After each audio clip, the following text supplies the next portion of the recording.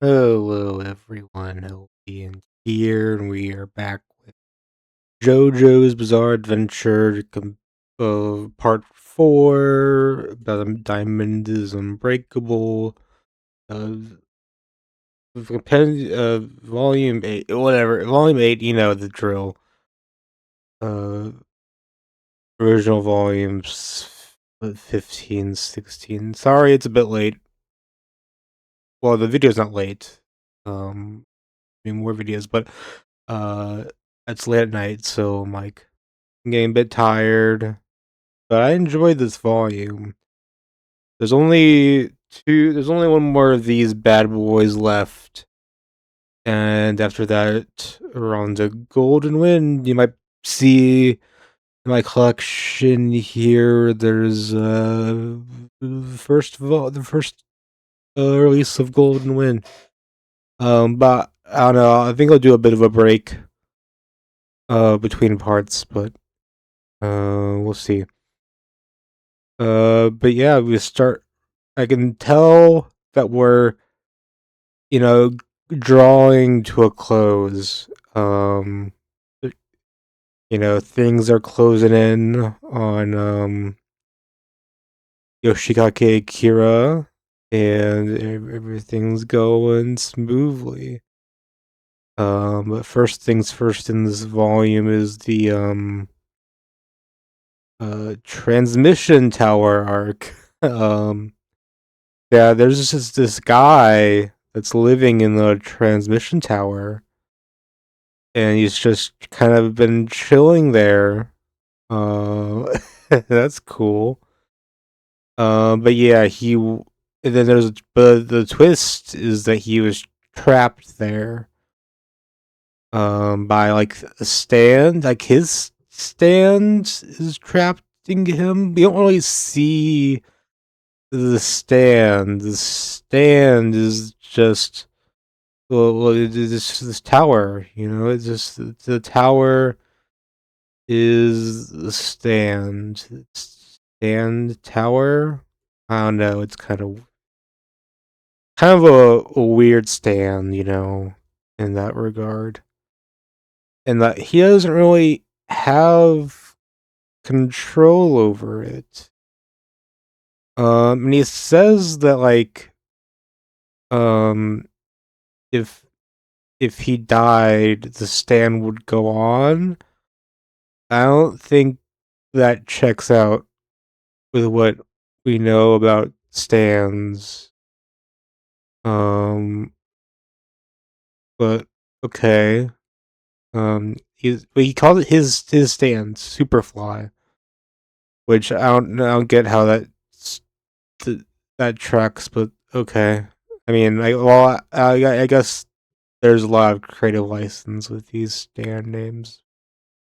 That's beside the point. But the thing about this, he's trapped, and the only way for him to get out is to have someone step inside the tower, and that guy is Josuke.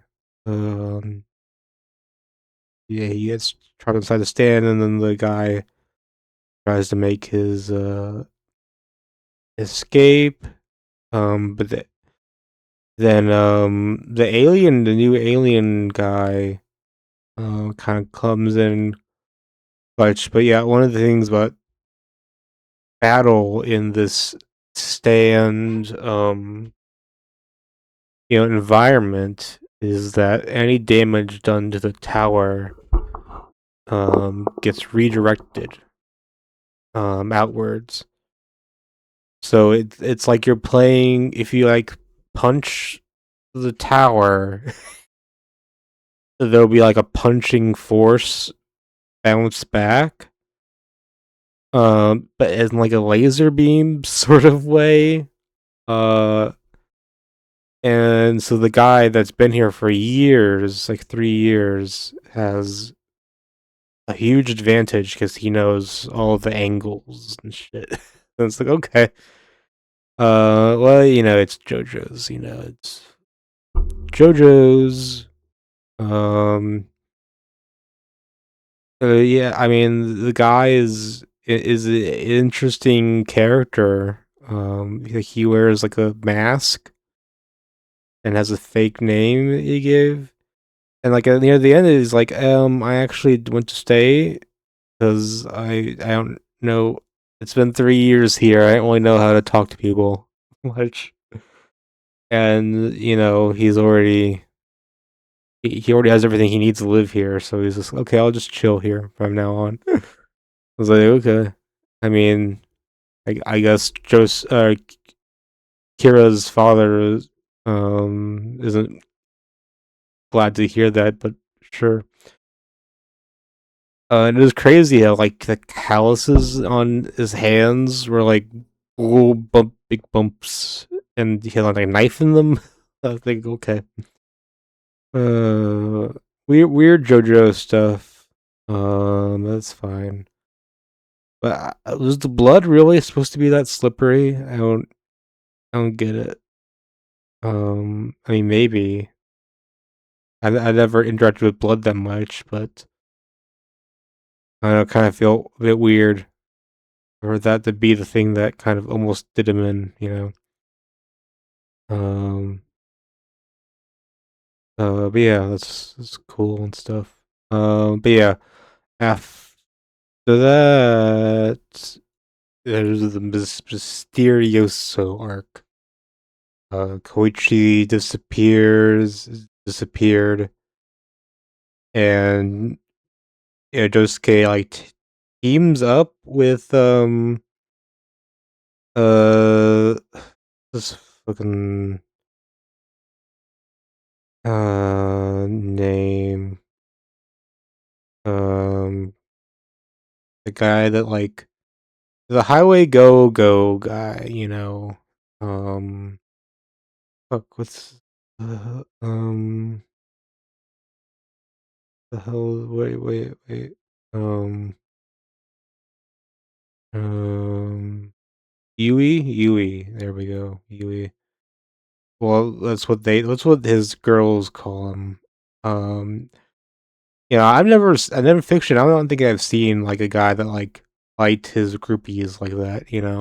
Um, uh, and they just pulled out fucking short swords against Josuke when it's cool. But yeah, he like his like sense of smell that's good. Tracked down the guy who took um uh fucking Koichi. There we go. This is a weird. Well, kind of like not even an oxymoron. That's like oh a weird JoJo's arc. That's whoa. Never heard of that. you know, the opposite of an oxymoron. It's like you repeat yourself. You know, but this one especially, it's like guys like in control. If he observes you, and then once he finds out a thing you do when you're scared, like a behavioral tick or whatever, a tell, you know, that you're scared. If then once he figures it out, you do it again, his stand will like turn um like absorb you into a piece of paper. Uh and he does that to Josuke's mom, and that gives him, mad, of course. Of course. But yeah, Yui was like, "Hey, I'm one out of this because I'm not a stand fighter. I just helped you find him. Then I'm out." But then actually he comes back because he's clutch. He's clutch. Um, that's how. or one of the reasons why, um, he was able to get out of this. But I like how there's a weird scene where he was trying to, like, grab the paper that, like, Josuke and Koichi are in, but there's, like, so many traps inside the paper, like a paper shredder. Like, how did you get the paper shredder and did you, like, get his fears? I don't even know how it works, man. He just kept opening it up and yeah, like, even through the shredder, they got Koichi out. Okay. Um, yeah, his big play at the end was to get in the piece of paper. Is that revealed Josuke and Koichi? I guess I don't know. It's kind of weird. Then you get turned into a book. Okay, whatever. It stands. It stands. Whatever. This next arc is better. As you know, it's this arc spells the beginning of the end. Um, for Yoshikage Kira, I think. Who knows? Maybe he'll be a character in part 5. Um, who fucking knows? But yeah. He sets his sight on a new target. Um, to get a woman to get her hand, and then he like does it.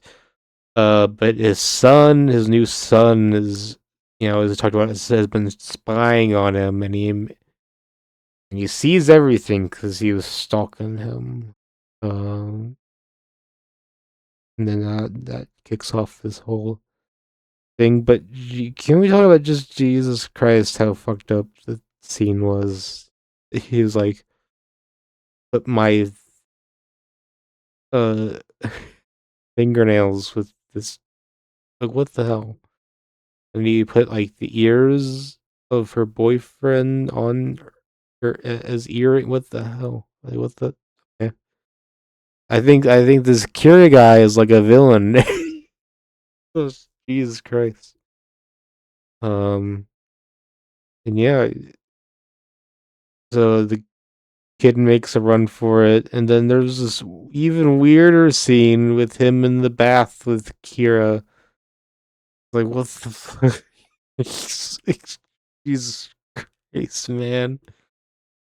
Uh, it made me uncomfortable. It is a bit of an uncomfortable scene, but he's like, okay, I've been recording everything, and I got tapes, and I know you're not my dad. Um, or actually, I'm not sure if he said that, but he's like, he's like, knows he can't touch him because he knows that you have tapes or whatever. Oh, Jesus Christ. Look at this. Look at this thing. This is this whole chart. Um, this is very good. See, this is one of the reasons I like this part more than the other parts. Is that like there's actual like a sense of like growing in the setting. Like there's characters that we've seen before, and they come back. You never know when they might come back. And it's always like very believable when they come back because they're all in the same town. It's not like in part 3 where someone comes back.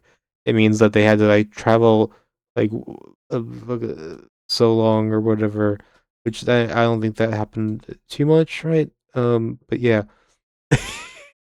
Okay. You know what I mean. It's all good. It's all coming together. But actually, it's been a while since we've seen Jotaro. What's he been up to, and even Joseph. Uh, there's an invisible baby too. Yeah, I wonder what's going on here. It's all. Do you even see the fucking rat? Right? That's cool. Okay. But you know, then we go into um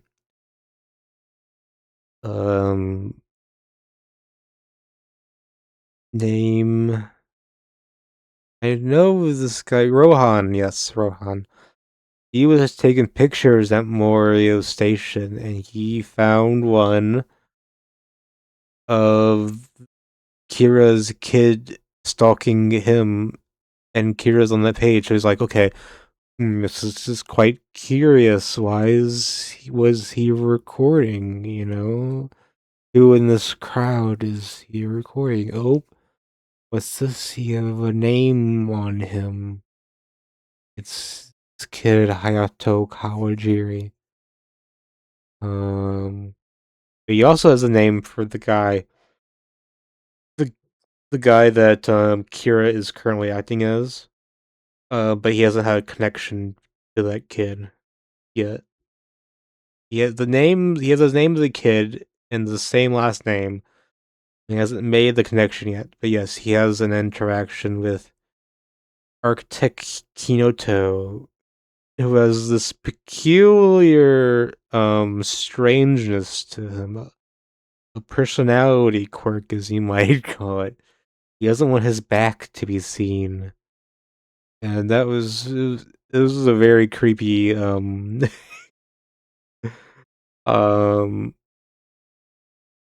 like chapter or two, when it's like, okay, what the hell is up with this guy's back? Just like Rohan, I'm like, I want to see his back too. Um, uh, and and we saw with Heaven's Door that this guy didn't think himself to be a stand user. Um, but like has happened before.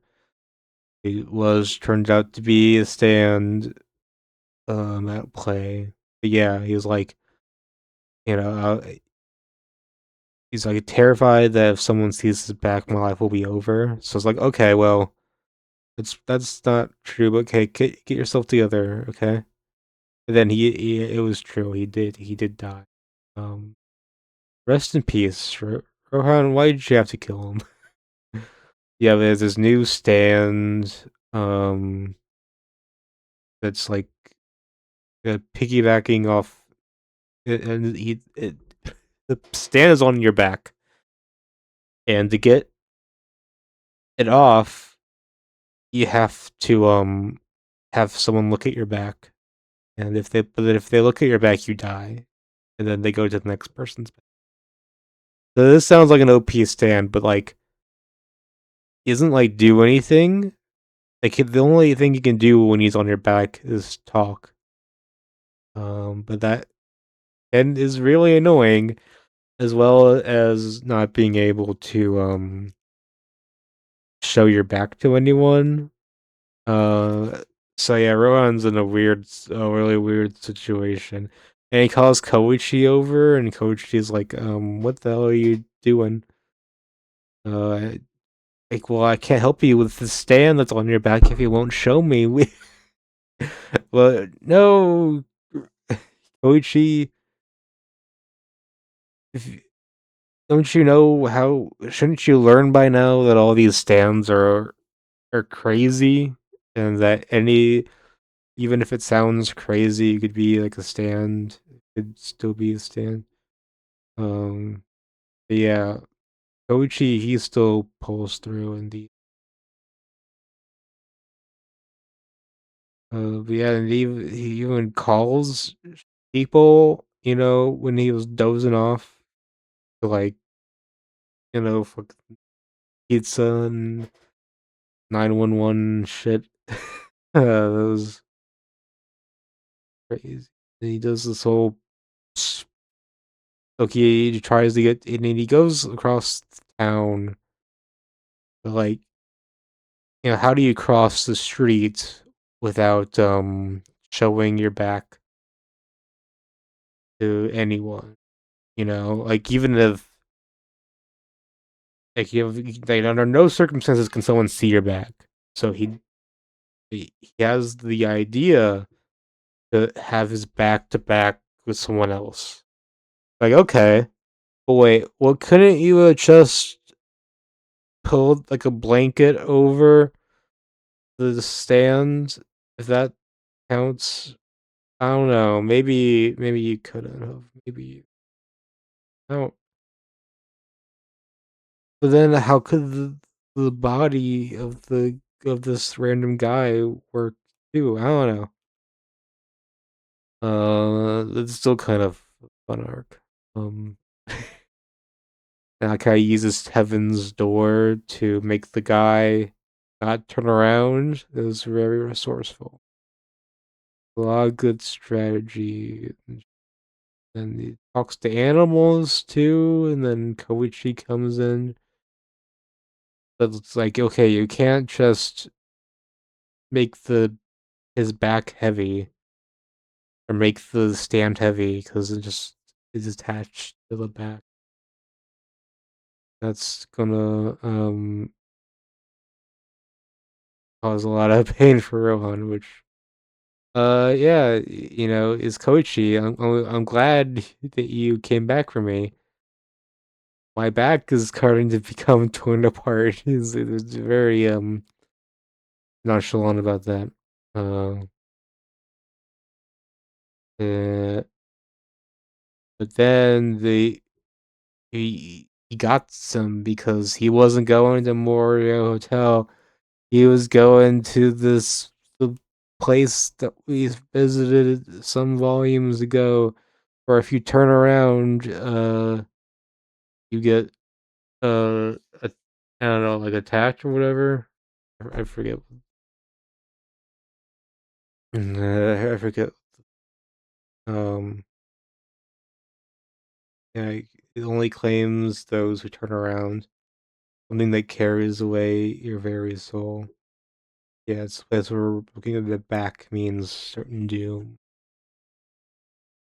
Yeah, it's the place with Remy, you know, and she's the one that points out that Hayato Kawajiri, his name matches up with Kosaku Kawajiri. Now we're on to them. So epic finale to this arc or to this part next time. JoJo's Bizarre Adventure. Yeah, I don't know. I still feel like this arc or this part has been suffering from some of the issues that I've talked about with JoJo's before. Just like the lack of character. It's been a bit better though this part. Um, not entirely. Um, as much as I might like, but it's still cool that we're building on characters that like it's not just like one the end of the week necessarily. Yeah. Yeah. No. Yeah. Yeah. I'll see you guys next time. Bye.